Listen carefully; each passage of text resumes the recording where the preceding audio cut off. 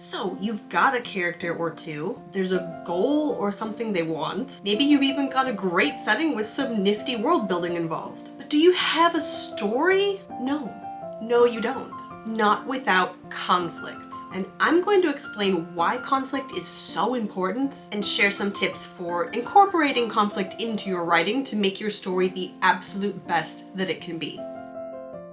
Welcome to the series How to Be a Better Writer, where I take you through the A to Z of everything you need to know to make your writing great. Today's topic is conflict. Conflict is a foundational part of storytelling, and every writer needs to give it special attention. It's what makes a story a story. Without it, your readers will struggle to care about your characters and what happens to them, and they'll be inclined to put your book down and find something else to grab their attention instead. To be honest, it's always been a little bit strange to me how we need conflict in our stories, how people will actively seek out stories with hardships, difficulties, and obstacles. If books and movies are for escape, then surely we would want our characters to exist as peacefully as possible, right? Surprisingly, no. And I think a big part of the reason for this is that the presence of conflict enhances our empathy for the person experiencing it. It also stirs up interest. We are always more compelled by gossip about troubles and affairs than we are about things going well. There are certainly stories where conflict is downplayed or more minimal. You'll find this in some literary fiction,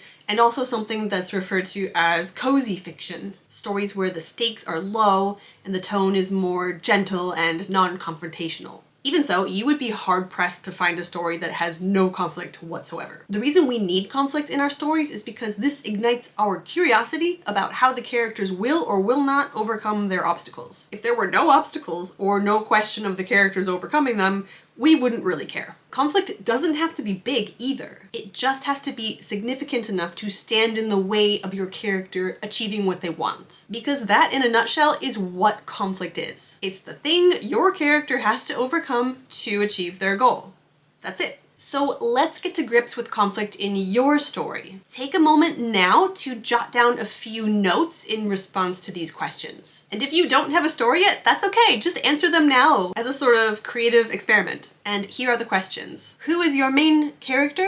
What do they want? And what could stand in the way of them getting what they want? Write down as many answers as you can think of for that last one, because that is where the conflict lies. You may not use all of them in your story, but it's good to have a nice big list to work from. So just go nuts. A few other things to keep in mind about conflict. Conflict can be internal as well as external. When conflict is internal, this means that the character themselves is what's standing in the way of their goals. This might be due to conflicting beliefs or values they hold, lack of confidence, inner demons, etc. Conflict isn't always obvious. It can exist in the subtext of a situation. Think, for example, of a family where everything seems lovely on the surface, but if you look a bit deeper, there are a lot of things going on like bitterness, resentment, jealousy, competitiveness, doubt, other things of that nature that play out on a subtle, unstated level. Conflict needs to be in opposition to what your character wants, and it also needs to work in harmony with what your story is about. If the main thing they want is, say, to go on a nice beach holiday, and the conflict you've chosen is the strained relationship they have with their mother, then you need to make sure those two things interact in a meaningful way. So maybe the mother wants them to spend their vacation with her instead of going to the beach.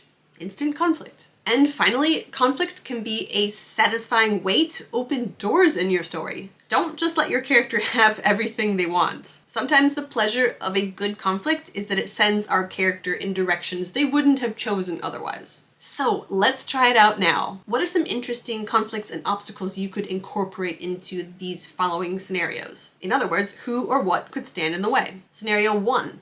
A new mother wants nothing more than to find enough time to paint like she used to. Scenario 2. A retired man dreams of visiting the country that his ancestors came from. Scenario 3. A high school student wants to ask their crush to the prom. Scenario 4, which is kind of based on recent personal experience. A jet-lagged tourist just wants to have a good night's sleep. And scenario 5, a person wants to track down a family heirloom that was accidentally donated to a secondhand shop. So what could stand in the way of our characters in each of these scenarios? Let me know what you came up with and if you have any other questions about this topic.